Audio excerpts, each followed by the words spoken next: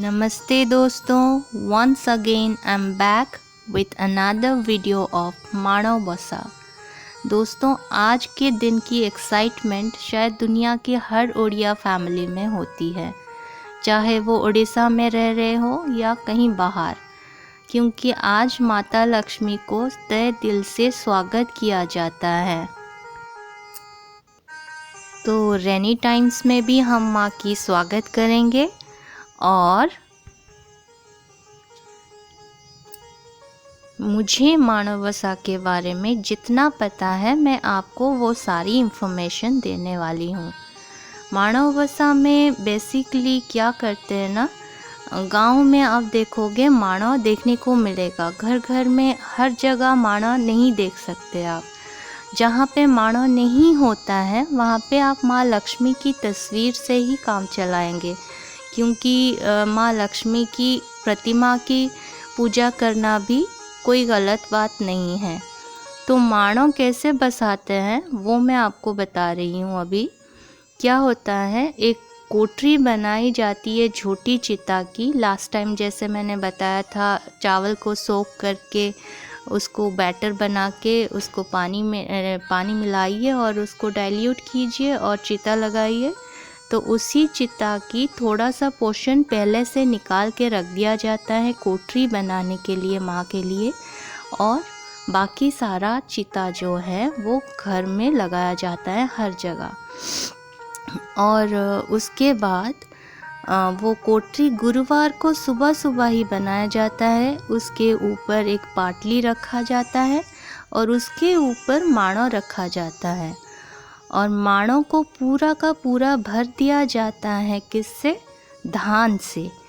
धान को इतना भर दिया जाता है कि धान उफनकर जैसे बाहर निकला हो वैसा दिखाया जाता है। इसका एक मतलब होता है दोस्तों, इसका मतलब होता है कि हमारे घर में कभी भी अनाज की कमी ना हो, ऐसी कामना करते हैं हम माँ से।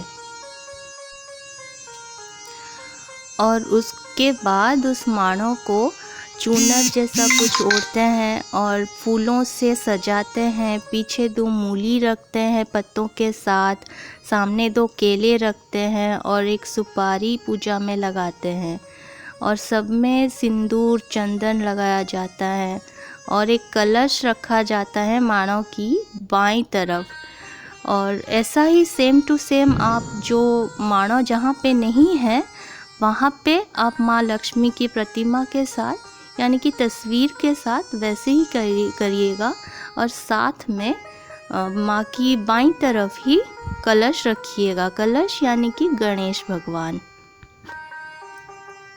ये सारी सजावट करने के बाद सुबह सुबह छेना और पके हुए केले, गुड़ या कुछ फ्रूट्स और कोई भी फल से आप माँ की बाल भोग की तैयारी करेंगे। ये एकदम सूर्योदय से पहले ही करना होता है, सुबह सुबह एकदम। उसके बाद दोपहर को बहुत सारी पकवानें बनती है जो माँ के पास भोग लगाया जाता है। और घर की सारी औरतें सुबह सुबह नहाने के बाद पूजा करती हैं और श्वेत वस्त्र धारण करते हैं, सारे की सारी औरतें। और क्योंकि ये माँ लक्ष्मी की बहुत ही पसंद की रंग है, तो उसमें बनता है, जो थाली बनाई जाती है माँ की भोग लगाने के लिए, उसमें बहुत सारी पकवानें बनती हैं। उसमें आता है खिचड़ी, दालमा, खीर, पूरी, काकेरा पिठा और चौकुड़ी पिठा, चितौ पिठा, बहुत सारी चीज़ें बनती हैं। और साग भी बनती हैं, बहुत सारी भाजी बनती है, जैसे बैंगन हुआ, मूली भाजी हो गई, और केले की भाजी होती है ना, वो सारी चीज़ें बनती हैं। और दोपहर को दोबारा माँ के पास इसका भोग लगाया जाता है। उसके बाद आधे घंटे के लिए वो दरवाज़ा बाहर से बंद करते हैं और अंदर भोग ऐसे ही रख के, कोई नहीं जाएगा अंदर, वैसे ही रख के आ जाते हैं। मतलब बाहर से लॉक पूरा का पूरा नहीं किया जाता, बस दरवाज़ा बाहर से बंद कर देते हैं। और उसी आधे घंटे में घर की औरतें जो है एक मोंडा पिठा बनाते हैं, जिसकी भोग लगाने के बाद ही माँ की उद्यापना की जाती है। मतलब माणों की भी उद्यापना वैसे ही की जाती है। जैसे ये जो मोंडा पिठा जो होता है ना, जो मोमो जैसे बनता है वैसे ही बनता है। जो मोमो नहीं, मोदक जैसा कुछ बनता है, बस उसका शेप जो है वो राउंड राउंड होता है, और मोदक जो है वो कोन टाइप का कुछ होता है ना, वैसे शेप में डिफरेंस है, अदरवाइज़ वही सेम है। तो बाकी घर की सारे जो मेंबर्स होते हैं वो लोग आके माँ के पास प्रार्थना करते हैं, पूजा करते हैं। और जिनके पास किताबें हैं ना माँ की, होती हैं, हर घर में होती हैं, उड़ीसा में हर घर में होती हैं। वो किताब में सब कुछ लिखा हुआ होता है लक्ष्मी पुराण के बारे में, वो सब कुछ पढ़ते हैं घर की औरतें। कहा जाता है वो लक्ष्मी पुराण अगर कोई सुन भी ले, बहुत सारी पुण्य की प्राप्ति होती है। और घर के लोग भी बड़ी खुशी खुशी उसको सुनते हैं, और बड़े बुज़ुर्ग उसको सुन के बहुत खुश होते हैं।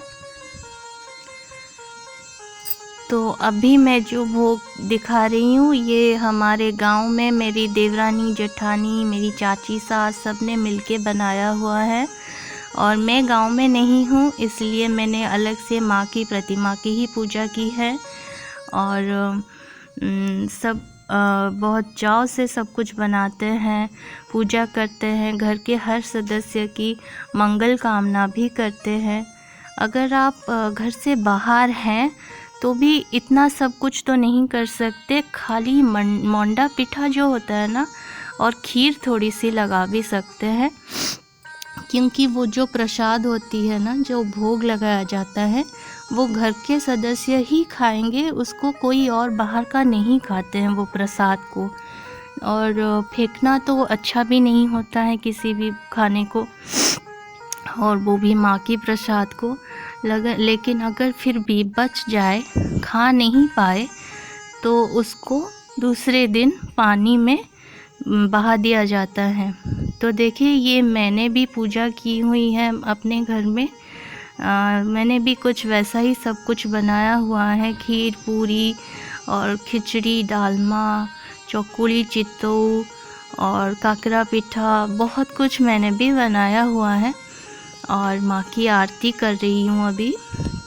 माँ की आरती के बाद मैं भी दरवाज़ा बंद कर दूँगी और फिर उद्यापना करके माँ की अगले साल की आगमन की कामना करूँगी। उसके बाद ही माँ की पूजा